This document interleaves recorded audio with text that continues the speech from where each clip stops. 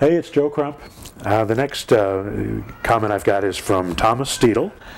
Thomas says, nix the video. It's the content, not the format that's important. I sent out some emails asking if people were interested, and that's how I got all these questions, by the way. But Thomas, I'm going to answer your question on video anyway, because you got some good questions here. Give us some ideas on how to deal with a city that has a strict sign ordinance. One of the things I teach is to use bandit signs, what they call bandit signs. And there's a reason they call them bandit signs, because they defy sign ordinances. If you're in a city that automatically plucks them up, and I've got, around the areas that I work, there are certain places that I know if I put out a sign, it's going to be gone tomorrow. They've got sign police that are out, and they take them and they pull them up. There's other places, if I put them up, they'll call me and they'll try to fine me.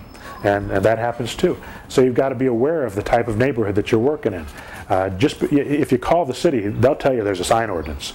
But that doesn't mean that they're going to enforce the sign ordinance. So test it. And sometimes it's better to ask forgiveness than it is to ask permission. And most of the time I've seen, if they're going to give you a hard time about the signs, they're going to call you up. You're going to get a call from the police saying, please come and take down your signs, or we're going to fine you. And if you saturate an area, I had one guy in Wisconsin that put up 100 signs in a very small town, and he got fined.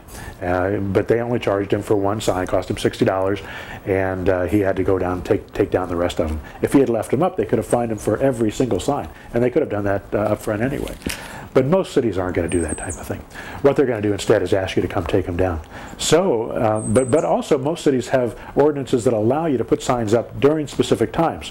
And if you look at an area like if you look for new construction signs, if you got new construction in your area at all, look for homes that point you, or directional signs to new constructions. And you're going to see these signs on the weekend, the little signs that are sticking next to the stoplights. Look for those during the weekend. And take a little piece of paper and write on the back of it, hey, Mr. Sign Man, I'm looking for somebody to put out signs for me.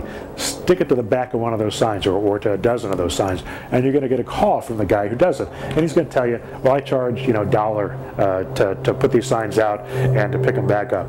I'm paying $1.50 right now. I've heard people pay as much as $2.50 to put those signs up and take them down. They put them up on Friday night, take them down on Sunday night, and you're able to get calls during the weekend. And it's a very effective way to do it. Now, if you put out 100 signs, it's costing you $1.50 a week. That means it's costing you $150 a week to put out those 100 signs.